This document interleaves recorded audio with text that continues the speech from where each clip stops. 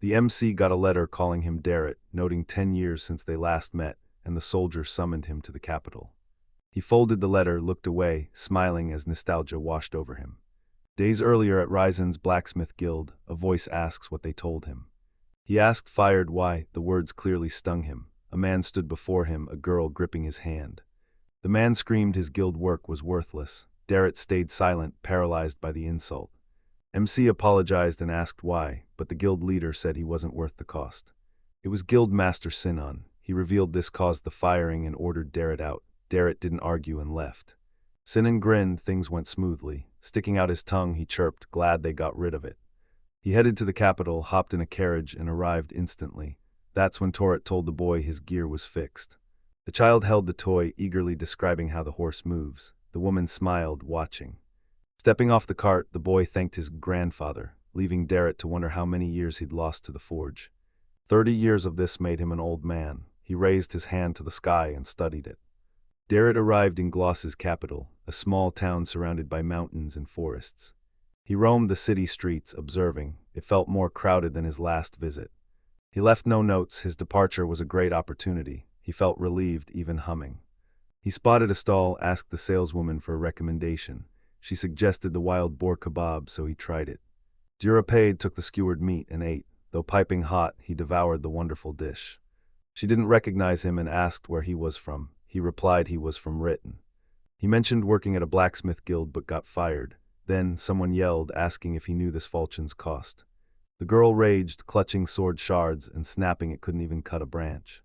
He snapped that she didn't know how to use it, clearly annoyed. He asked what was happening, was it a fight? The woman explained the sound came from the gun store. The clerk says the weapons are unpopular, but he just smirks at her doubt.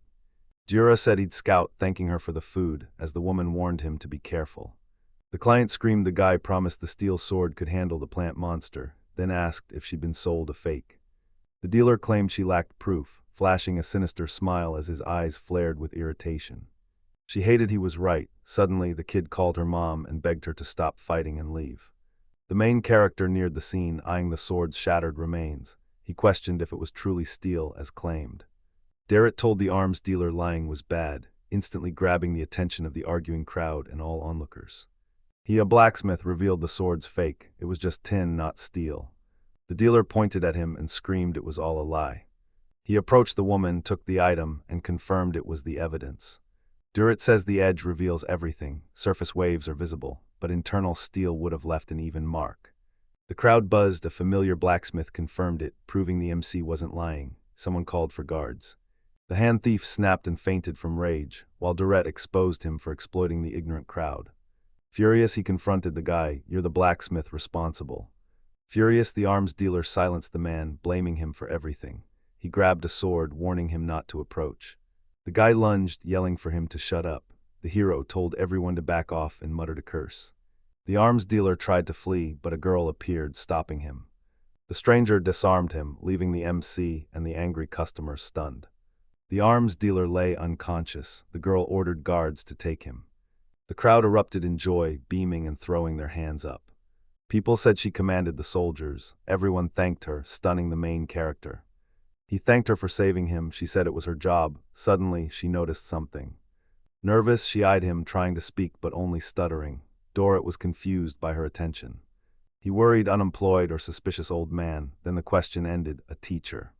The girl smiled brightly, cheeks flushed. Militer introduced herself, asking if he remembered her. 10 years ago, the MC made the commander a toy sword. She instantly remembers the girl with the ponytail. Dorrit smiled, barely recognizing her grown form. She joyfully confirmed it was him. She asked if he got her letter, as her subordinates demanded to know who he was. Militer agrees to talk since the MC raised her as a child. She dismissed her team, leaving Darrett stunned by her new rank, but she credited him for the promotion. The hero called it an achievement. The girl just said, "Nothing special, my sword did it." Darrett asked what she meant. Militer told him, "Look at her." She slowly understood him, his face tensed. He grabbed the pure black sword, Shinma, an S-rank divine light blade. Shocked, he called it a national treasure, but the soldier claimed he made it. Dirk couldn't remember the sword, blaming old age, but the girl had a different idea. The soldier seriously said his toy sword for her got cooler. Shocked, he pressed her, admitting he'd never heard of it. She'd never seen it either. Militer says the object evolves with her. It started as a tiny dagger, but grew into its current form as she matured.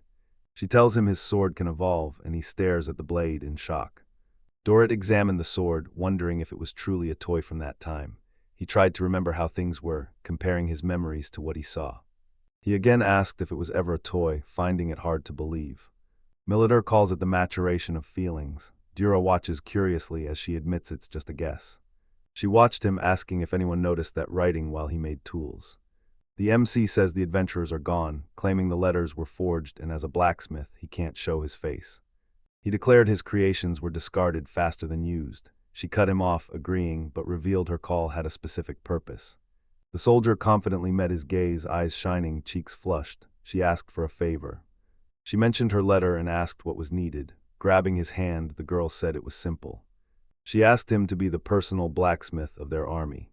He backed away and refused, saying it was too much. She bowed, admitting she asked for too much. The military turned to him again. She explained they had no one else. Dorita was shocked, asking why him. She replied she had reasons, but as he demanded to know why, a woman he'd helped earlier interrupted. She smiled and thanked him, unsure how to repay the favor, while her friend addressed Militer as commander, a title she clearly hated. She approached, recognizing her from the ceremony, and relieved no one was hurt. The soldier grabbed the hero's hand, urging him to hurry. Stunned, the hero finally asked where they were going. The woman and girl loudly thanked him, then suggested a hotel in the Eastern District. He thought he made allies, waving and smiling, promising to return, but Melita cut him off, warning him to bite his tongue.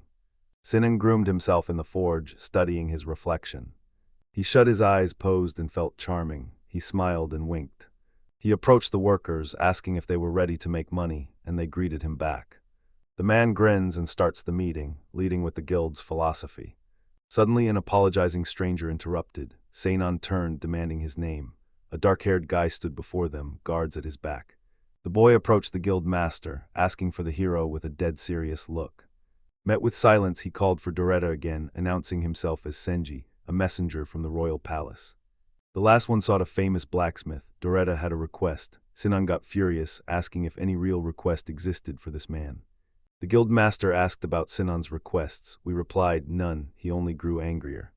Sinan announced the MC was gone, having fired the dead weight. A stunned Senji asked if he was truly fired. The man replied Torret wastes guild resources, and he doesn't respect him. Sinan gloated he deserved it. Senji backtracked, asking if Mr. Darrett wasn't there.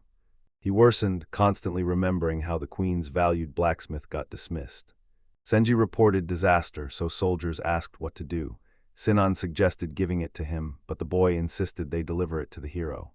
Fuming, the man stormed over, snatched the box, and demanded answers. The soldier barked a protest, but Sinan revealed he was the guild master. That man angrily said he had more experience than the MC. He opened the box, shocked. Amatsuradzu's S-ranked angel sword, holy and glowing, shimmered. Sinan trembled, calling it beautiful, truly an angel's sword. Sengi said to give this item to Darrett for repair, but he asked why hand over such a valuable item. The boy sighed, claiming he made the sword, but then stressed Mr. Dura crafted it. Sinan remembered how the hero forged this blade, his face twisting in shock and rage. He grabbed Senji's collar, yelling it wasn't a funny joke. Many called its creation humanly impossible. The guard ordered Senji's release, but he replied the sword never took that form. Senji reveals Amatsurugi can evolve. Silence grips the room. Shocked, Sinan asked if the sword actually improved, while he admitted everyone likely thinks he's a fool. Sengi confirmed the truth, and the queen ordered an immediate search. He was dead serious. Sinan screamed he couldn't take it anymore, grabbed the sword, and vowed to fix everything. Sengi stops the man, saying he's not the one he needs, but the man reveals he's the guildmaster and the top blacksmith. He then smugly declared himself in charge, ordering everyone to wait. Senji found it logical. He cleared the room, then carefully inspected the sword's blade, offering to sharpen it on a whetstone. He's never sharpened a sword but watched his workers, so he thinks he can manage. Attentive to detail, he quickly learns anything new, like a true master. He jumped into action, but a scream from the house sent birds scattering. Senji checked on Senan after the noise, but Senan told him to stay quiet and let him work. Something went wrong. When he tried to act, his sword broke in half. Sinan knew he was doomed. He'd shattered the national treasure, a capital crime. Execution awaited, hanged, drowned, beheaded. He collapsed in terror, hitting his head. The man pondered his next move. Nervous, he found no solution. He needed to calm down, think, find an escape. He used his breathing technique. Suddenly, the solution struck. Sanan believed broken things just needed piecing back. He then scoured the boxes for help. He dug through the boxes and found it, temporary glue. Soon Sinan came out, thanking them for waiting. Shinji claimed he finished fast. He clearly led the guild. The boy reaches for the sword, but the man snaps, calling him a novice and banning him from the useless blade. Senji argued, but Senna questioned his trust. He tried to explain it wasn't true, but Senna cut him off. Senji saw irregularities on the blade, but Seinen denied it, claiming he had no evidence and just needed to reassemble the sword. He approached the box, setting it down. If someone found it, it's their fault. As he placed the sword, he accidentally hit the box. The pressure snapped the blade, sending the shard flying. Sinan froze as Senzi and the guards stared in shock. He knew he was in trouble. Guards fumed, subordinates panicked, and Senzi was completely clueless. The boy trembled, faced the guildmaster, called him by name, and demanded he fix everything. But he mumbled nonsense. Terrified, he glanced at his subordinates, their disapproval clear. He scratched his chin, stared at the ceiling, and found it strange. He swore he'd already fixed everything, or maybe he confused it. Senji lunged, grabbed his collar, and furiously demanded to know what the fool had done. The boy sat, claiming the man broke him and couldn't be trusted, while Seaton immediately screamed it was rude. Senji shed a tear, yet at the guildmaster's last words, he pointed and declared him under arrest. He drank tea with Militar, then told her he was expelled from the guild. She was shocked, unable to believe such a famous blacksmith was dismissed. His boss must be clueless. Furious, Military stabbed a fork into the cake, calling it utter unprofessionalism. Sinan sat in a carriage, flanked by guards. Hands shackled, he wondered how it came to this. He blamed the main character for everything. He swore he'd get revenge. At the gross Militar base, he told Doretta she begged for forgiveness and wanted him as their blacksmith. He replied nothing was wrong but needed to plan his next move. She said it was fine, just look ahead. Military made this building their forge. Dorette noted its massive size, already screamed military. They stepped inside and the girl apologized, drawing every eye as the crowd greeted their commander. The boys snapped to attention and saluted, explaining it's how they greet her. The soldiers told them to relax. They complied, then asked about the men near her. Smiling and blushing, the girl said Mr. Darrett forged her sword. Boys stared, shocked. They didn't believe her. The fencer looked unrecognizable. Scratching his head, he stammered, "Darrett, glad to meet you." The crew gossiped about meeting the legendary blacksmith, mocking the frail old man for looking nothing like a master. They were convinced the commander was lying to everyone. Stunned he'd forged such a sword, he listened, but they called him old again.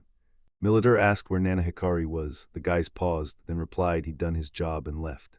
The girl sighed. He did it again. The guys warned him, but he never listened. He asks if she means the local blacksmith, but she cuts him off and confirms it. Their blacksmith is Nana Hikari, Duke Felgron's only son, whose family sacrificed everything. His nasty attitude made him a garbage blacksmith. They tolerated his whining for now, but she and her crew were fed up. He thought people were everywhere. He exhaled. The girl tried to say he was on a different level when the door opened. Nana Hikari appeared, glowing with light. Smirking, he called the place a dump, as always. Militara called his name. He turned, seeing someone who looked just like his old boss. Girl asked the blacksmith where he'd been. He'd been on a date. Brunette then asked about the long sword. Nana Hikari grabbed it, asking if it was the one. The boy tossed the sword to the brunette and ordered him to hold it, making him flinch. Misunderstanding everything, he dodged and changed topics, making the other guy doubt his seriousness as the important gentleman finally dropped his polite act. Nana Hikara smiled, asking if the blade was perfect. The brunette stuttered a thank you and sighed heavily. He eyed the sword, terribly made, as if untouched by hands. He glanced at Malara, wanting answers, when the boy noticed him and rose. Nana Hikari declared everything fixed, then charged the brunette, grabbed his collar, and demanded what he didn't like. The hero rushes in and blocks the strike, saving the brunette and catching Koval off guard. Durant demanded Nana Hikari fix his work if he was a true blacksmith. Nana Hikari, calling him old, asked what to fix. Soldiers approached, calming the young man. She revealed he's the Vritan blacksmith who forged her legendary sword. Nana Hikari stared at the MC, surprised, then asked again, "Is it true?" The girl told the boy he was a true blacksmith, and now they'd have another master, but she couldn't finish. Nana Hikari pulled back, demanding Dorrit show his true power. Dorrit questioned if he was really the one. Taking a wide stance, arms crossed, the boy smirked, suggesting a smithing contest. He declared they'd fight with self-made swords. Sword breaks, you lose, MC got it. The guy smiled, stating 2 conditions, then gestured to emphasize them. Nani Hikari pointed to the materials. First condition, only for creating weapons. Second, a worker from this forge must use his sword. He pointed at the crowd. He pointed at the newcomer, Kanvai. Stunned by the news, the girl's jaw dropped. Shocked, he asked why he was there and how long she'd been waiting. She was so small he'd completely missed her. Dirk was shocked but quickly recovered and agreed. Stunned, Militar spoke up instantly. Her words went ignored. Nana Hikari smiled, declaring it decided. The main character didn't blink, just stared at his opponent. The girl's anger flared. The duel is set for 5 days. If the man loses, he returns home, but if the hero wins, he'll finally take his work seriously. Nana Hikari sighed when asked about himself. This forge was his. He stormed out, slamming the door. Militar bowed and apologized for the mess, but Jira insisted it wasn't her fault as Kanfi rushed over. Tears welled. What could she do? Her only skill, sword care. The main character smiled, assuring her he'd forge an unbeatable sword. The military was impressed. He promised quality weapons from makeshift materials, a skill few blacksmiths possess. He winked, asking for trust. He started crafting weapons and fired up the forge, but realized the room only held D-level materials. The man gloved up, declaring it was time. Then military stormed in, shouting. She hadn't seen him work in ages, asking to watch. He allowed it, but only from a distance. Happy, she agreed. The soldier quietly sank into the chair. The main character melted metal in the furnace. With his plan set, he worked the hot material, closing his eyes to visualize the final form. His eyes snapped open as his tools flared, lighting up the whole room. The soldier liked this sound. He recalled holding a hammer only weeks ago, but it felt like ages. A blacksmith's blood boils. He can't help but adore his craft. A wide, joyful smile spreads across his face. He needed to forge Kanfi a better sword, wondering if a magical thunderstone could sharpen the blade even more. Sitting cross-legged with hands folded, he knew he could do it. The soldier stands and calls him. Darrett asks what she wants, and she asks if he's finished. After 30 years at the forge, he's lightning fast, but things are getting weird. Minutes later, the sword was ready. It was an S-class item. Jira knew it was a treasure, suspecting its true rank was far higher. Militaire lowered her head. He'd gone too far. He awkwardly smiled, scratching his head. A new day dawned, sun shining on crowds gathered near the barn, as the girl addressed them. Melita smiled, announcing the MC's sword was ready, then called Kanfi over. Whispers spread, he's a master, so fast. Then their eyes turned to his sword.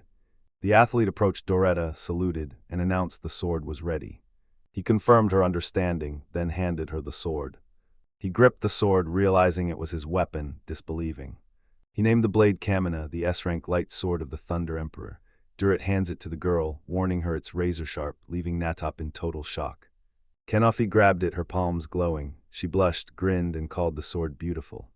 The soldier insisted the MC poured his heart out, so Confite shouldn't let him down or waste those feelings. Confite saluted, assuring she understood and would act. The commander vowed to train her personally. The crowd roared, knowing she'd reach a new level under her lead. The soldier smiled, returning to Kanfi. Tomorrow she'd be on the training field, sharp as a bayonet. Frightened by the pressure, the girl immediately agreed. Doretta wished her luck. Back at the Nanahikari estate, the furious lord demanded how the MC dared to do this. Enraged, he shoved his red hand at the servant, swearing he'd never forgive this. He called her name, no reaction. He found her skilled but creepy. He yelled he'd record the beating and sue. The girl said he wouldn't do that. Nana Hikari asked why. The maid bandaged his arm, said he's fine, and tied a bow. Nankikar seethed, baring his teeth. The girl ignored him, turning to ask if these were sword materials. The boy boasted these were S-class materials, pulling the best from his stash. Solid metal, earth dragon scales, thunder god stone, platinum alloy, and eternal fire stone. He'd forged the best sword this blacksmith ever saw. The girl understood. Nana Hikari clenched his fist, declaring Dura must see this. He'd get his revenge. Training day finally arrives. Militar called building and tuning the ballmaster in 5 days unrealistic, plus her opponent was still unknown, but the girl listened intently. The commander insists the sword must hold, and she knows exactly how to save it. Comfy confidently understood she only needed to fend off attacks. Militaria praised her, then ordered her to prepare. Claiming her body remembers everything, she charged in, dead serious. Kampf was surprised they skipped theory and jumped straight to practice. The MC was also shocked by this. The military suddenly attacked, but she calmly deflected the strike with her sword. The girl explained, "Don't step aside, block with the blade." She assured she understood. The soldiers demanded a rematch. Comfy focused on her parrying, and when the commander lunged, she blocked him perfectly, thrilled with her success. Too confused, she later realized her commander was gone and immediately called out. The girl snuck up behind her, tapped her shoulder, and declared her defeat. Warning her to never drop her guard, she apologized and offered a rematch. The main character, watching the battles, thought the girl was strict with her student from day one. As dark fell, Confit collapsed, arms spread. Bruised and dirty, she thanked the commander. The soldier said they'd train with Kamina tomorrow. The girl agreed. Smiling sweetly, the girl told the hero to ready his sword. He never saw this coming, but stunned, he agreed. Night fell under a massive moon as the blacksmith's crew gathered for dinner. The brunette devoured her food aggressively, while the guy next to her tossed food straight from his bowl. Someone else cheerfully chatted with colleagues. The brunette revealed commander's training is still tough. Embarrassed, Confite asked if they saw everything. Another brunette confirmed it, then vanished into shadows. They praised the incredible conflict, noting her performance for her age and height. The girl felt awkward, asking, "Really?" Confi hated the size comment and snapped back. A brunette laughed, while the blonde nearby asked if it was time to go. Confi grabbed the dishes, announced she was leaving, and after the guys agreed, blonde handed brunette a towel. Her coworkers called Confit, she turned, and a towel smacked her forehead, leaving her blushing and stunned. The boy said their smiles meant, "Don't catch a cold." They smiled, gesturing support. She bowed back. Deep night fell, pitch black. He watched Confi from a column as she practiced sword strikes. She'd clearly improved, landing strike after strike without tiring as the man watched in awe. Confit stopped, catching her breath and wiping her face. The main character then told her she did well. She spins at the voice, "Mr. Darrett." He smiles, "Still training this late." Confi smiles, saying she does this daily to finally catch up with the commander. She smiled, picturing Militaria, and declared her dream, to be like her. He realized she was being bullied and rushed to her side, worried sick. Smiling widely, she called him a good person. Scratching his head, he said he just cared and asked if she was against it. She said no. Confai says the MC made her a beautiful saber, so she won't let it break. She called the sword a beautiful work of art. Its faint thunder awakened something new, utterly fascinating her. He froze. She called his name. He apologized for interrupting, offering to leave. He smiled, turned, waved, and she wished him good night. Confai's delighted face stunned Dorrit. She loved the sword he made. He wondered when his work last made someone so happy. He clearly loved it. Smirking, he turned and declared it was already decided. Walking the road, the man mulled, working with Kamina, humming a cheerful song. 4 days after the announcement, a furious Nanakari summoned Gilmas. The boy questioned his A-rank sword's lack of elements despite its sturdiness, making the servant panic under pressure. Nervous, Hilma stuttered, "S-class materials are tough to process." Nana Hikari snapped that he didn't care and waved the boy off, but the kid muttered about his pay. The heir of the house drew his sword and asked the boy if he was ready to die here. Gil fled home, terrified. Nana Hikari ordered agent to call someone, and she understood. A Detroit mercenary approached, calling Hikari Lord and demanding his real name. Drinking coffee, the boy told the man Dorrit's situation. He admitted he couldn't forge an S-class sword, but Dorrit replied rank doesn't matter. He claimed he'd defeat anyone with any sword. Before their eyes, he shattered a metal slab with bare hands. Nana Hacker inspected the bent metal while Detrot stood smugly, certain he couldn't lose. The house's atmosphere smiled. She found it too easy, which was even better. Nana begged the maid to hide the truth from her parents. She agreed, but looked clearly uneasy. Competition day arrived. Nana Hikari returned to the main character, greeting him after 5 days and praising him for not running away. The mill workers, soldiers, and the Dread all stared ahead in total shock. Nana Hikari pitted Detroit against Confi. They re-announced it was a blacksmith duel. The crowd instantly recognized him. Is the Detroit destroyer really back on the field? The crowd roared at the standoff as the girl stood firm, real lightning surging from her hand. Furious, Militaria screamed the fight was unfair, clenching her fists in rage as the MC silently agreed. Nana Hikari saw the hero's sword and instantly called it fake. The boys set their rules: 2 ways to lose, break your sword or step out of the arena. The girl immediately called the rules unfair. Detroit asked Confite if this kid was his opponent. The girl stayed silent and fearless until the judge suddenly interrupted. He signaled the fight start. The man instantly raised his sword, targeting Confi. As a mercenary, he was a combat expert. He slammed down, kicking up a massive dust cloud that forced Confidu back. The spectators were shocked, screaming the immense force almost blew them away. Detroit immediately lunged at the girl, declaring she deserved it and couldn't run forever. Another blow knocks her back. She leaps high, landing far away. She fell into a trap. Reaching a corner, Detroit laughed, and the crowd knew the conflict had no escape. Spectators and blacksmith workers watched in astonishment. Some couldn't bear to look. He appealed to Confi to give in, but she firmly and angrily refused. The man warned her. The destroyer warned the girl she'd regret her choice, flexing his arms to show his power. Confi tensed against her serious foe, but remembered her commander's training and the Kamina Jura built for her. Detroit swings his massive blade, telling Confi to stay strong, and she vows she won't lose. She unleashed her sword's full power, sending countless lightning bolts erupting across the field as Militar, Nana Hikari, and the main character watched, stunned. Kofi's power shattered Detroit's sword, sending the blade flying. His shocked companions debated if the destroyer's weapon actually broke. He scanned the scene, wondering if he'd gone too far with his sword. The judge instantly understood, declaring the argument won. Everyone was shocked. Militara faced the main character, smiling, called him teacher, and declared their success. He agreed. Confi happily rushed over, calling the girl commander, who praised her. Nearby, a shocked Detroit stumbled toward Nana Hikari. Durit smiles, reminding him to work seriously as promised, but the guy snaps and tells him to shut up. Nana pointed at him, quitting the army and leaving them to die with a lawsuit threat as his maid glared. She lightly tapped his back to quiet him. He didn't expect that.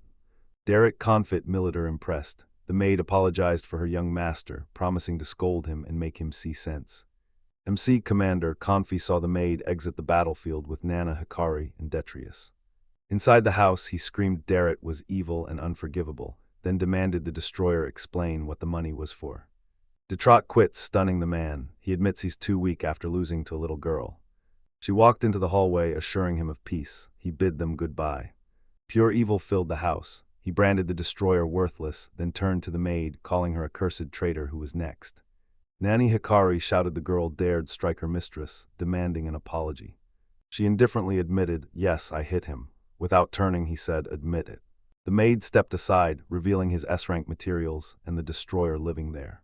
The girl told his parents everything, said goodbye, and left. Her last words shocked Nana Hikari. He chased her into the hall, shouting her name, reminding her of her promise not to tell. He swore he'd free her. Then his name was called. His parents were livid, radiating pure fury. He gripped the paper tight but didn't call yet. Father asked if he used their sales materials abroad without permission, while Mother wondered if he'd ruin their reputation. They demanded if he knew what he was doing. Nanhikar tried to explain, but they ignored him. Father said he'd had enough.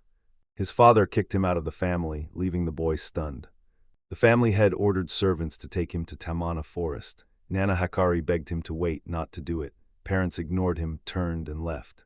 Nana Hikari reached for his parents, pleading as they walked away, but they never looked back. In Timan Forest, the boy struggled through thick underbrush. Strange sounds echoed around him, terrifying him. He trembled. Nana Hikari asked the void what they wanted as everyone abandoned him. Scratched and alone, he remembered being dumped among forest monsters. It was all the main character's fault. Envying him, he challenged him to a duel. Nathakiri froze, head bowed, wishing he'd told the truth.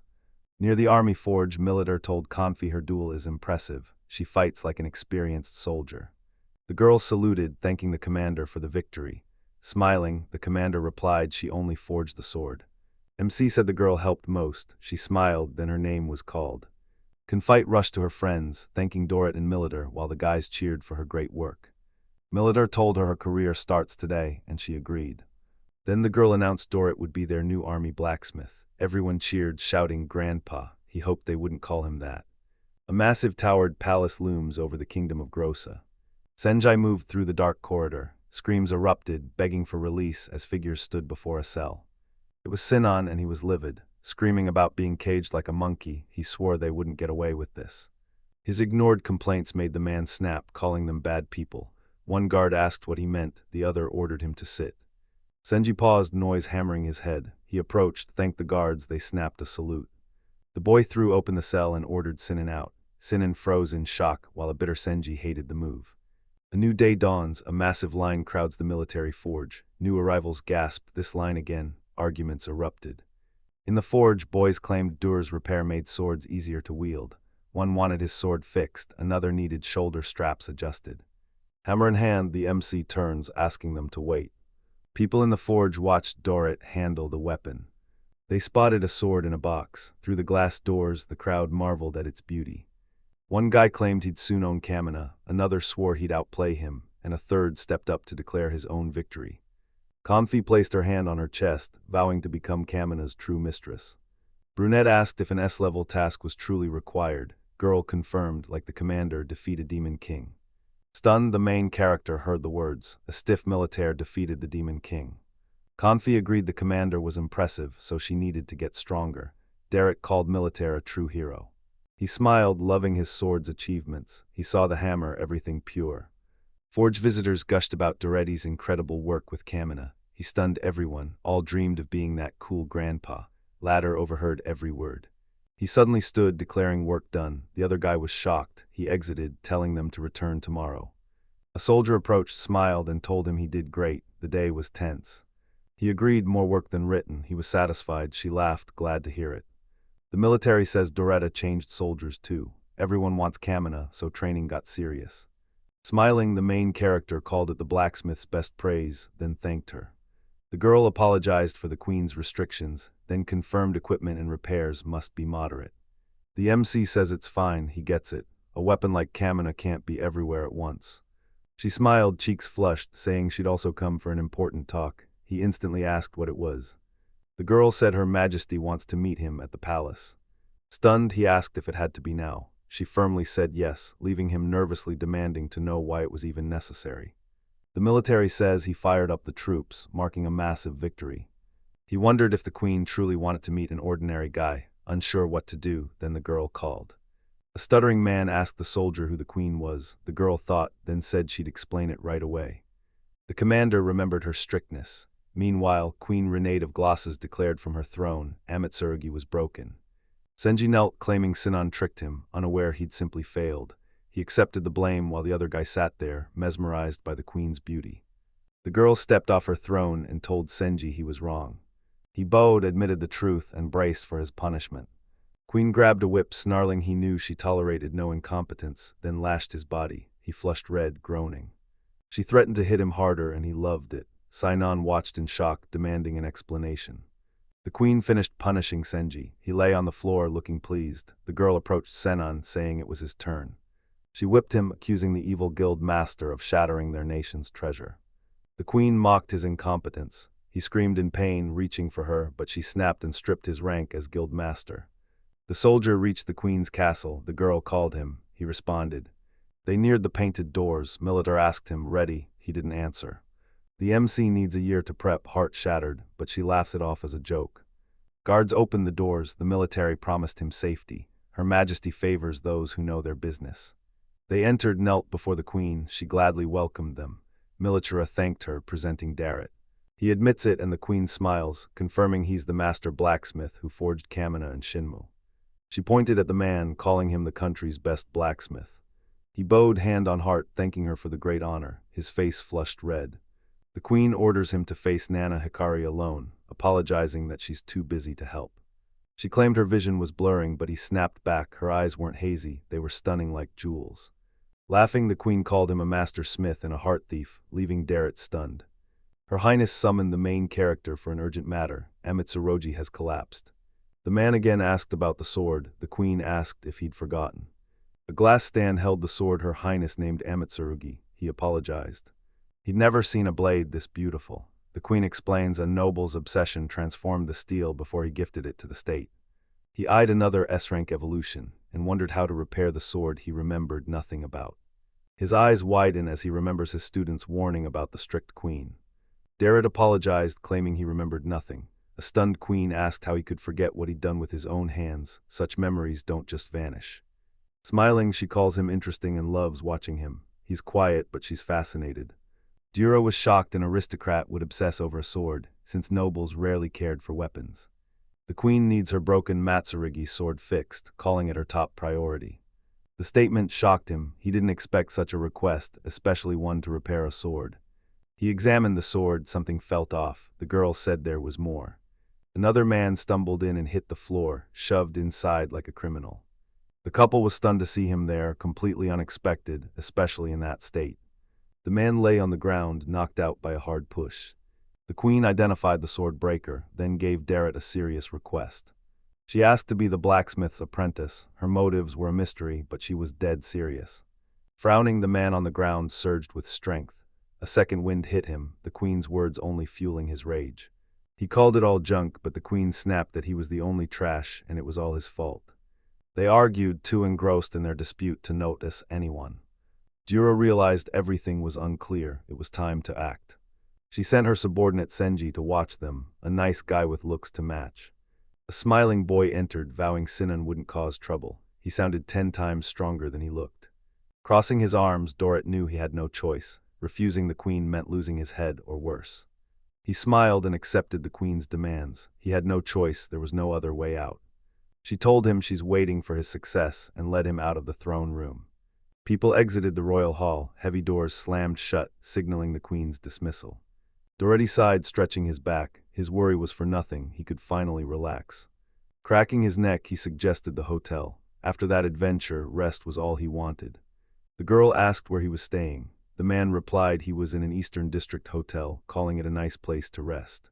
Senjai suggested he stay at the guard dorm. Doretta blushed, saying it wasn't necessary, being alone was awkward enough. He's in a good hotel, so don't worry. The boy offered to take them home, unwilling to leave guests unattended. The director pointed to his stop, a small 2-story house with many rooms. It looked cozy. When he entered, he told Dell he was back and glad to rest. The girl smiled, greeting the man, worried he was gone too long, her woman's heart restless. Militario scoffed, then loudly declared she'd live there too, shocking the couple who didn't expect her sharp reaction. A sly-smiling girl declared she'd live here too, starting today. Her confident voice and posture screamed she wouldn't let Derek go easily. Dell nodded awkwardly, promising the room, but the girl's anger worried her. No one had ever looked at her wanting to burn her alive. She spun, eyes fixed ahead. She needed to find answers fast. She asked bath or dinner first. He replied, if military were here, dinner first. He treated her like his own daughter. Sinan's girl hated it, raging, but everyone had their reasons. Man asked why only pamper Derek. He lives here too, and he's envious. He wants the pretty girl's attention too. Sanjay pushed him, saying no one would let him stay. He raged, refusing to let him act further. Dell's out of rooms, leaving only the stables. Seinan wants to stay, but he's forced to leave. Sonona was stunned by the audacity of the stable offer, but a furious Senji grabbed his ear and yanked him away. He disliked this. He reminded her he was guild master, then admitted he was a former one, so it didn't matter. Dell told the couple to wait while Militaire faced her teacher, desperate for answers. Surprised, the man stared at the girl, wondering what she wanted. She asked about tomorrow's plans. He replied he had no plans. Inspired, she said they could then spend the evening together. Derek shook hands with the man, thrilled to meet the blacksmith, having heard much about him. Scratching his neck, the man explained Nana Hikari freed everyone, forcing them into the streets. They were happy to see their commander after so long. Then his voice changed, completely different, like he held a secret. He warned many like Nani Hikari defy their values. Shouldn't they be punished? He's lucky the queen spared him. Senji appeared, reminding him about the sword repair. Jiro was relieved he'd completely forgotten. They approached a bag bulging with something heavy. Sengi suggests tossing it in the bag with the steel, larva, aqua, and magic stones.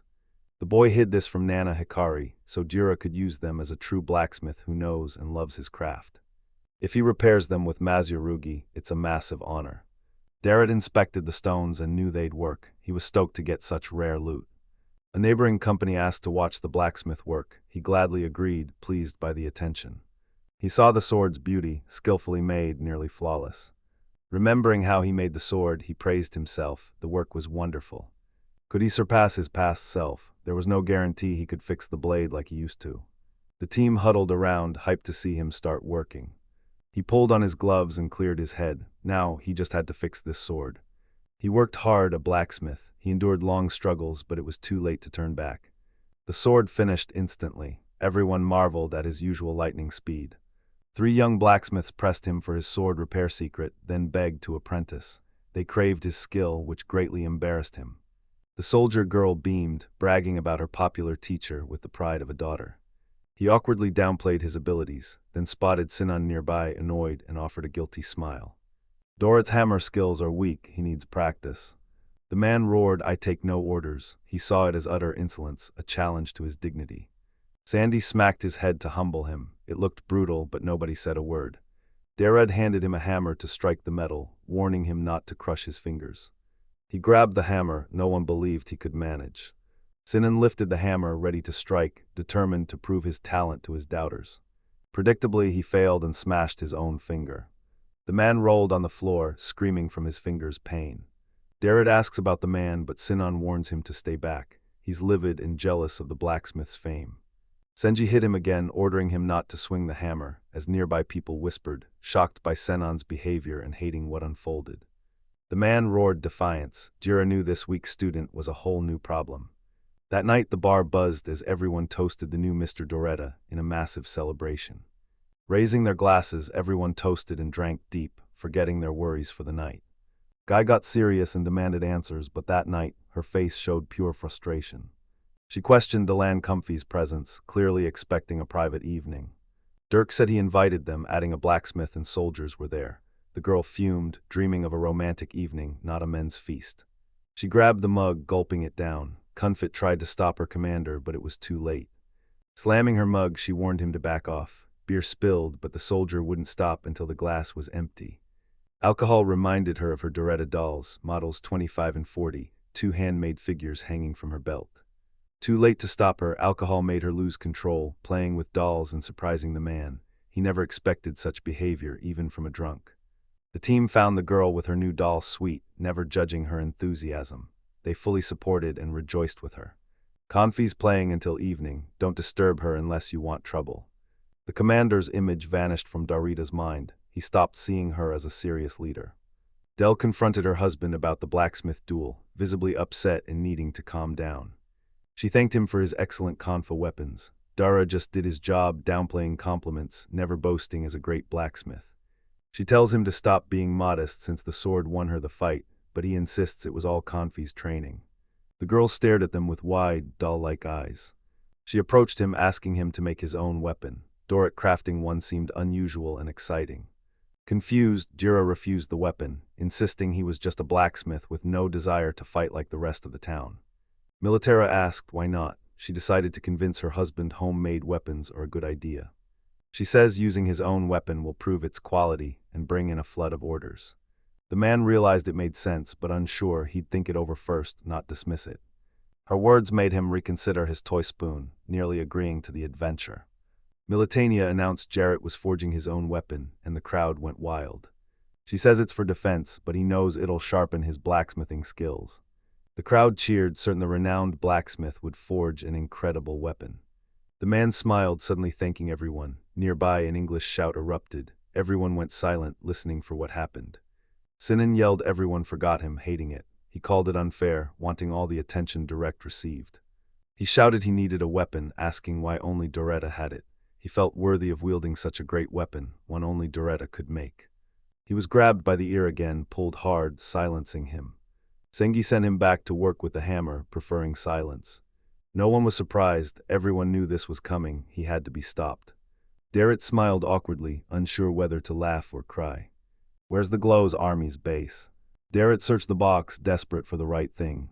He grabbed 2 stones, realizing the material was far better. A quick look told him exactly what he needed, what he didn't. Searching other boxes, he found more useful things, pleased with every little find for his work. Malita asked why he wasn't using the Class A materials. She reminded him they were free, no objections. He refused, claiming low rank is enough, and rejecting the high-rank materials. Dorrit saved the best for his soldiers, refusing to be greedy while others needed it more. The phrase made her eyes widen, revealing the truly noble, kind man before her. She blushed and trembled, surprising the man who turned, baffled by her sudden, scary shift. Wiping her tears, she calls her teacher noble, stunned by the greatness of the soul before her. He replied she overestimated him, then confirmed he was packed and ready, eager to build his weapon. A crowd swarmed him, eager to see his weapon and ready to help. Scratching his head, he had many ideas but no clue what to create. A loud woman in the crowd yelled, "Make a sword." She proudly offered to help with sword training, eager to finally repay her teacher. Remembering the sword, the man sighed, doubting his strength. He doubted the plan, picturing himself fumbling the heavy sword and failing. Durek gloved up, suggesting something else. Militant, confused, watched him silently grab a hammer. He declared he'd wield a hammer, grinning at the thought of forging and using it. The crowd was stunned, everyone expected a weapon, but nobody saw a hammer coming. A blacksmith, he wields this tool often, making it his most comfortable weapon. The third knew his hammer experience made it a natural weapon and easy to master. Everyone knew this was classic Blacksmith, always backing him, they loved the weapon idea.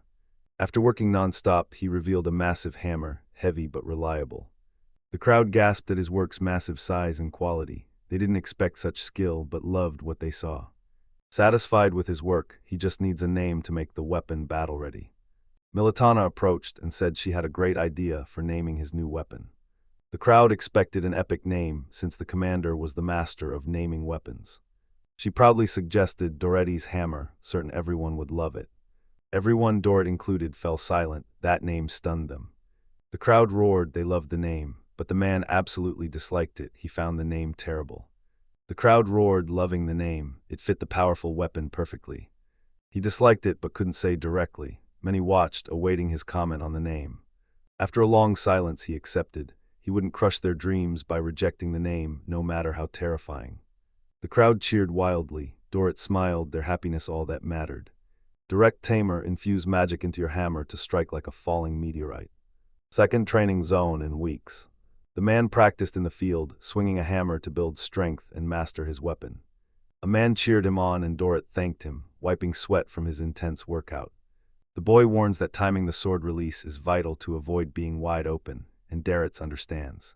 He noted a hammer shields, unlike a sword. He urged defense but gave no direct answer, only hopes for him. This kicks off training. He could barely move, his body wouldn't obey. Training was difficult. He swung the hammer again with raw power, striking as if a real enemy stood before him. His body finally obeys. Every strike feels effortless, proving his training wasn't a waste. The boy cheered for his friend's success, shouting that he'd only get stronger. His blacksmith experience made the hammer easy to wield, the perfect weapon for him. He practiced more, then they took a break after his all-day training. Dorrit slumped under a large tree to rest after brutal hammer training. A girl suddenly appeared, praising his performance, then walked beside him, head held high, like she'd watched his training for ages. Militar's constant training leaves him no free time, but Dorrit welcomed the girl, happy to see a familiar face. Thanks to him, soldiers happily learned and spent time with him. He was their authority and main example. He saw guys nearby, swords, running, push-ups, all training. He grinned at the sight, but his gaze snapped to the girl's waist, spotting something hidden beneath her cloak. Two man-shaped toys hung there. He was shocked she still kept them. One was 25, the other 40. The sight both stunned and moved him. The soldier asked to sit next to him. He readily agreed. He's always more comfortable with company, preferring conversation over solitude. Dorrit questioned if he'd even thought this through. His days were eventful, full of dangers and adventures. He realized her letter saved him from an unimaginable life. Cruelly fired, he'd be in far worse conditions. He discovered a new world he craved to explore. The man realized this couldn't continue. A scream cut his thoughts short as the couple instantly spun toward the noise. A young soldier found his commander, reporting disaster. His terrified face proved only the captain could fix this. The girl shot up, demanding what happened. Her voice turned stern, instantly shifting to action, needing an immediate response. Deep in the stone forest, the boy began his story. Steel bears, special class A monsters, the forest's most dangerous, making the situation serious. Stunned by the news, the couple knew they had to act before things spiraled out of control. The couple entered the city in utter chaos, people scattered, grabbing belongings, desperate to save loved ones. Dorrit asked about the monsters. Militar recalled she hadn't told the blacksmith, as he likely didn't know key events. Smarter and more aggressive than normal monsters, these beasts are lethal to travelers. Stay away. He'd never heard of these monsters. The girl explained they're rare, so little is known. These monsters attack for no reason, fueled by pure hate. They kill on sight, driven by mindless instinct, making them a lethal threat. Surprised, Jard asked if it was that bad. The girl confirmed it. She knew not everyone could handle these bears. An encounter could cost a life. He clenched his jaw. The news terrified him, revealing its true gravity. Militanic stepped closer. Ashamed, she dared to ask if he'd go with her. He fell silent, then snapped back to ask why he was needed. He was no warrior built for this mission. The soldier stood and shouted the obvious. Steel bears appeared in Stone Tree's forest, a serious threat to nearby people. These bears wear steel armor, so she tells everyone to target the gaps and hit their weak points. She finishes the speech. The dead bears will become weapons, and Militana sends Dura along. Soldiers cheered, instantly trusting this non-warrior to guide them through tough times. Everyone believed in him. The man smiled, eager to test his training, and gladly worked with them. Militana shouted the bears were too strong for normal blows, demanding they use everything against the dangerous monsters. She ordered them to remember. Soldiers roared approval, understanding its importance meant no objections. The squad loaded up and rushed the forest to wipe out the monsters. Hours later, Rhett noticed complete darkness. He hated it. Fighting in the dark was much harder. The team hits the stone forest and stops. They need a plan to survive the bears, no more winging it. Militana ordered them to split, search for bears. Soldiers cheered agreement. Everyone scattered, frantically scouring the forest for hidden spots. Stepping forward, the girl declared it was time to leave, gathering strength to lead her group and protect them with her life. A small group entered a dark, hostile forest. Its oppressive air promised doom, screaming, "You don't belong." Confai trembled, admitting the real fight was far scarier than expected. She knew it'd be tough, but training was nothing like the bear hunt. Dirk admitted he was nervous, shocking the girl. She thought he was fearless, but she was wrong. He told them not to worry, since nothing was happening yet, they were safe for now. Militar was with them. Kofi realized he was right. Next to the girl, they were safe. She was stronger than them and could defeat the bears. Commander revealed 2 holy weapons would crush the bears. Doretti's hammer and sword. Militara only takes damage from holy attacks. Only Doret's weapons have that power, specifically the hammer and the girl's sword. The last smith used the same materials but knew nothing, making him totally worthless. This was a sign for her teacher. Everyone wanted to be his student. It brought respect and fame because he knew everything. Doret realized he needed a holy weapon for the monsters, just like the girl said. Militana agreed the man joining them boosts their victory chances. 2 sacred weapons and a strong team ensure success. A strange howl pierced the quiet. They sharply turned. The forest silence amplified the sound, forcing an instant reaction. Goblins swarmed behind them. They froze in surprise, never expecting so many. Comfy screamed they'd be eaten. Doret's eyes widened in shock. He hadn't expected forest guests, tensing, clueless what to do. The scout reported 5 goblins. Their hideout must be nearby. Goblins already raised weapons to attack. Doret asked to fight. The girl refused. She had other ideas. Militana says they'll flee if threatened, then hurls a rock to scare the goblins away. She struck 3 goblins, knocking their weapons away. Their small sticks dropped, leaving bumps on their foreheads. The rest fled, but 2 stayed, glaring down the team. They weren't backing down. Dor realized fighting was pointless. He distracted himself, avoiding the argument. Goblins raised weapons and roared, refusing to lose as their eyes burned to crush the intruders. Confai screamed, terrified of even goblins, feeling too weak to fight them. Militana stepped up and ordered everyone back, but Doret shocked her by joining the front. She tensed, determined to protect everyone alone. Clenching his enormous hammer tighter, he charged the goblins, sending them meters from the team like brushed dust. The girls were shocked. They never expected such a powerful blow and stood frozen, watching the chaos unfold. Goblins fell, instantly scrambled away, terrified. Smiling, the man took pride, shocked by the powerful strike his training unleashed. The girls smiled at their savior's image, thrilled by the sight. Confess called Mr. Darrett incredible, her hero and savior from the man-eating monsters. Militana's shocked. Gaining this much power in weeks is insane. The training is already paying off. He awkwardly smiled, embarrassed by the praise. Unused to such compliments, he secretly loved it. He urged them forward. Stopping wasn't an option. Their goal was close, just a bit left. They had to hurry. Suddenly an inhuman scream echoed from the forest. A bad omen, maybe the bear they hunted. An inhuman scream froze confetti. She yelled, "What was that?" and desperately sought its source for calm. Darrett tensed into a combat stance, waiting for her command. He wouldn't move a muscle without his captain's direct order. Girl warns, no relaxing. They don't understand what's happening. Stay careful, help each other. The forest froze as a heavy silence pressed down. After that scream, the quiet felt even more terrifying. The team scanned the forest for signs of danger, needing to understand what threatened them. Militana saw something, then frantically screamed for everyone to drop. A massive tree hurtled at them, a single blow lethal. Only immense strength could throw it. A massive trench carved the earth like a riverbed, leaving a tree ready to crush anyone below. Everyone panicked, but Malthana stayed calm. As commander, she had to lead. Her team watched. She asked if they were okay. Dorette hesitated, saying he was fine, but the sight had terrified him as he slowly snapped out of it. Grateful, the girl thanked the captain but turned wary. This wasn't over, danger still lurked, ready to strike.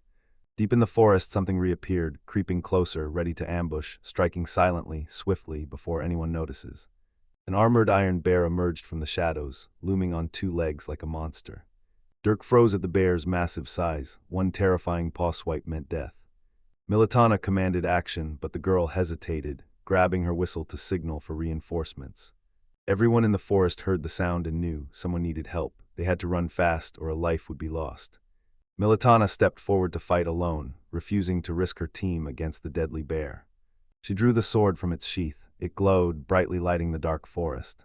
Her sword gleamed for battle. She stood firm, guarding everyone behind her and refusing to let them get hurt. The girl's sword shone with magic, stunning Darrett. He'd never seen such a rare, bright weapon. Sword aimed, she faced the bear. No surrender, she'd protect her friends. Let's check the rules. 1 output, only the rewritten line. Yes, 2, cut. She vanished instantly, right before their eyes. The man stood stunned as she dissolved into thin air. The military triggered her divine flash, stunning the enemies as she soared above the bear. She checked her work, but the armored bear was unscratched, leaving her frustrated. Her strongest move did nothing. It usually kills anyone, but her opponent doesn't even have a scratch. The bear grabbed the tree as roots burst from the earth, leaving Militana stunned by its combat skill. The bear grabbed a tree, instinctively swinging it at the girl. Stones whistled past her, nearly hitting her. Fearless, she prepared for any attack. As security chief, she knew the drill, her face calm. She effortlessly repelled the monster's attack. One sword swing sent stones flying back. She didn't even strain. Doretta easily blocked the strong attack, surprising herself. Her sweet looks hid a strength he never expected. Confite cheered for her captain, trusting she'd handle the attack, never doubting her strength. Militaru explained, higher-ranked monsters are smarter, becoming a big problem to defeat. The bear rose and charged the girl head-on. Its sudden tactic change surprised Militano. She hadn't expected it to reorient so fast. As commander, she had to believe in herself. Failure wasn't an option.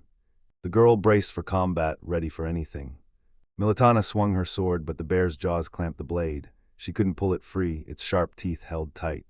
The girl reached for the sword, and Confi screamed a warning, terrified for her commander. The bear raised its claws to strike. Derek gripped his hammer tight. He had to save the girl. He rushed to help. He wouldn't let the commander fight alone. One hammer strike sent the bear from Militaire. It flew back meters, dropping the girl's sword. Miller thanked her for the save, but he warned it was too early to relax. Muscles coiled, he was ready for anything. Confess yelled she'd call for backup, desperate to finally be useful. She told her to freeze as the bear behind them readied its next attack. The monster charges the girl, its main target. It sees her as the team's weakest link. Militana moved fast. As the bear attacked, she scooped up kung fu and leaped clear. The girl kept her eyes shut, terrified of the unknown. She didn't dare open them, fearing death. Dirk scanned the area in agony, seeing the girls down. Kamfa opened her teary eyes, shocked to be alive. She loudly apologized to the captain. Militana rose, unharmed, actually glad the girl was safe. Seeing Militana thrown back, the man knew she couldn't face the monster again. He needed a new plan fast. Help isn't coming, so the man took action. He had to protect the two behind him. Correcting himself, he knew he just had to do it. Gripping the hammer tighter, he knew he had to act fast to protect his friends. The bear reared up to face the man, who was already lunging for the kill. A menacing black aura enveloped the bear, shocking direct. He'd never seen a bear like it. He saw every flaw in the material, spotting every tiny defect. Determined, Derek could use ordinary materials, clearly seeing the break. The bear attacked. The man shielded himself with his hammer against the clawed paw. He saw enemy weak points, but attacks forced him to defend with a hammer, making it difficult. The monster raised its claws, ready to rip the blacksmith apart in one swing. Militana worried for her teacher, but Rhett gripped his hammer tighter, glowing magically, ready to strike. He funneled his magic. The weapon's bright light blinded him, illuminating everything. The weapon blasted a hole through the remains of the giant bear he'd easily defeated. Doretta stared in shock, eyes wide, unable to believe he caused this destruction. From above, Militaris cried out, asking if her teacher was okay. He said he was fine, but remained in shock. He couldn't grasp his actions. Inside the pit, the girl asked if he remembered nothing. She couldn't imagine forgetting that much. She remembered the attack's blinding flash. Darod asked if a hole opened afterward. She confirmed it. He couldn't believe he pulled it off. His own power was insane. Confi threw herself into his arms, weeping with relief for her safe husband, while Doretta awkwardly smiled, apologizing for the worry. Militana, wounded, threw her cloak back on, projecting confidence to her team. Smiling, she vowed to handle the guards, then approached the group to negotiate. The guys raved about that hammer strike. The bear was vaporized, leaving a crater like a fallen meteorite. Kofi clung to Dorrit as he stroked her hair, letting her cry out all the fear he knew she was holding. He only cares they're safe, he protected them, and the girls are unharmed. It warms his soul. Days later, the soldier checks on his mentor, knowing the ordeal hit them both. Derui's bones hurt, but he'd live. The girl almost fully recovered, proud of it. He believes youth is wonderful, sometimes regretting his involvement at his age. He asked if the stone forest was guarded, shocking the girl with the strange question. Doretti panicked, realizing he couldn't afford to pay for the wreckage. Militana surprised again but laughed, reassuring him it wasn't terrible. She just found his reaction to defeat funny. She said it would remind future generations of Smith's strength, surprising Dar. He never expected to be a future example, impressive. Militana says Darrett is now feared as the Punisher, and his reputation gives him a massive edge. Silence gripped the room, leaving everyone speechless. He switched topics as the noise outside grew. The crowd was itching for a fight, and he loved it. Soldiers trained hard, each dreaming of Darrett's strength, giving their all. Militana saw he inspired the rookies, stunned to become their new role model. Rand turned and spotted a couple, shocked but thrilled to see them. The girls stood straight, hand to head, thanked the captain, informing him their goal was to run 10,000 kilometers. Jiro was confused, alarmed by the sheer number of laps. 10,000 laps, impossible. Militana said training exhausts them, but it's useful. Knights hone skills until completely tired. The girl stepped to her commander, needing to tell him something vital. The couple asked if she finished her laps, but Confite denied it as light footsteps approached. Girl announced a guest from the Magic Academy arrived. Militana was stunned by the early arrival, having expected them much later. A beautiful girl approached them, smiling, revealing she and Darrett hadn't met in 15 years. The man was surprised he couldn't remember the face in front. He stared, but it remained completely unfamiliar. After Nana Hikari's expulsion, two communicated. One asked the agent how the plan progressed. The agent replied it failed. Girl reveals skilled blacksmith Dirith is the Storm Army's only one. The gentleman warned that luck isn't enough. The agent bowed in apology, admitting a lie would cost her far more than the truth. But the Lord knew she was a key figure, and losing her now would hurt him. He gives his agent one last shot, showing rare mercy. The girl thanked the host for his generosity. Glad to be alive and unharmed, she had a second chance to fix her mistakes. The rough voice commanded not to waste this. The girl silently agreed, her life depended on it. Doretta asked who she was, infuriating the girl who hated being forgotten. She could have taken offense, but wasn't a child anymore. With an unfriendly smile, she introduced herself as Isa, as if her name explained everything. Dorrit sensed evil energy, and everything clicked as his forgotten memories flooded back. He recalled playing together years ago. Issa grabbed his hands, thrilled to see him again. Calmly, she admitted Mr. Dorrit consumed her thoughts. Milaru intervened, telling the girl not to bother the tired man, then pulled the persistent girl from her teacher. Essa saw the belt toys, joking she took it as a fun activity. The girl laughed hard because she found the activity silly. She laughed at Militar's childishness, infuriating the girl. She was ready to fight her rival instantly, ignoring anyone nearby. She sternly declared it was time to settle the score. Fists clenched, she was ready for battle. Friendship was impossible. Conflict sparked instantly, making them instant rivals. Darrett smiled awkwardly, told everyone to chill, and asked Issa why she'd suddenly appeared. The girl rushed to the man for advice, but a shout cut her off. A man ran up and Izu introduced his assistant. The man was pleased to meet him, but the assistant doubted the old man was the best blacksmith. He hated it, demanding if she'd dare defy him. Threatening to deal with her later, he nearly ruined his reputation with one sentence. Nearby, Militara made her deputy retract his words, vouching for Dorrit's master craftsmanship and refusing to let anyone belittle the excellent blacksmith. His face snapped. He greeted the commander, calling her wonderful as always, but she found the compliment absurd. Doretta realized the old man was terrifying, but a sudden scream cut her thoughts short. Sinan ran up, saying he did everything as told, but the tool still broke. He grew furious, ready to argue and blame the world for his failures. Dorette spun around, recognizing the guy he'd just punched. He was stunned as the man appeared out of nowhere and started barking demands. Senji bowed, apologizing for his behavior and the broken tools. Deeply ashamed, he'd ignored the man's request to keep them intact. Deputy smiled strangely, turned the sign, and rudely asked what they wanted. He clearly didn't want to answer. Smiling, he opened his arms for a hug, amazed to find someone so wonderful in this remote place, completely unexpected. The crowd gasped. They'd never heard this about Sinon, knowing him as a spoiled, demanding slacker.